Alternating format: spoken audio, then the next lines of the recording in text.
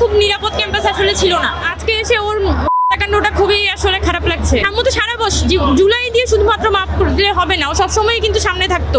আর কোনো স্টুডেন্টকে যাতে কখনো এইভাবে করে মনতে না হয়, আর এটা আমাদের জন্য আসলে একটা আই ওপেনিং ইভেন্ট। তো একদমই দেখা যায় যে ভবঘুরের লোকজন এখানে ঘোরাঘুরি করে, পাবলিক টয়লেটের মতো ইউজ করে রাস্তাঘাটগুলোকে। এখন ঢাকা ইউনিভার্সিটির নিরাপত্তা নিয়ে এখন না ভাবে তাহলে আসলে আর কখনোই এটা ভাবা হবে না।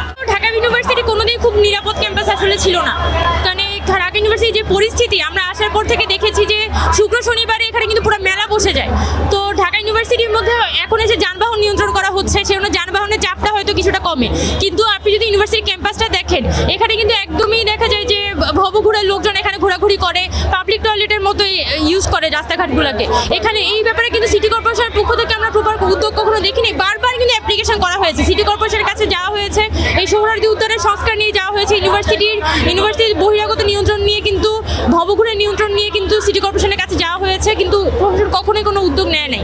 আমরা এক্সপেক্ট করবো এটা কিন্তু একটা বলা যায় যে আমাদের জন্য একটা চোখ খুলে দেওয়ার মতো ঘটনা, যাতে আমরা আমাদের ক্যাম্পাসে নিজের ক্যাম্পাসে আমরা নিরাপদভাবে থাকতে পারি, এই ব্যবস্থাটা করার জন্য।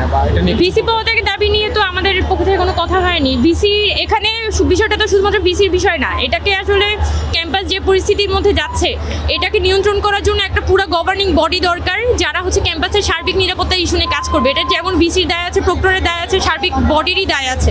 এটা আলাদা করে আমি কারো একক দায় দিব না, কারণ এই যে সিচুয়েশনটা সেটা আজকে নতুন এসে অ্যারাইজ করেনি, বহু বছর ধরে কিন্তু ইউনিভার্সিটি এই পরিস্থিতিতে আছে। তো আমরা এক্সপেক্ট করি যে আমাদের ক্যাম্পাস স্টুডেন্টদের অন্তত একটা নিরাপত্তা থাকবে। আমাদের সাম্যত আমাদের সেশনের স্টুডেন্ট, আমি এটা এক্সপেক্ট করবো যে আর হ্যাঁ জুলাই মানে সাম্যত সারা বছর জুলাই দিয়ে শুধুমাত্র মাফ করলে হবে না, ও সবসময় কিন্তু সামনে থাকতো, ছাত্র দলের সাথে ছিল এবং সবসময় আমি দেখেছি ও সামনে থাকতো। ওর বড় ভাই সাগর ভাইকেও কিন্তু আমরা চিনতাম।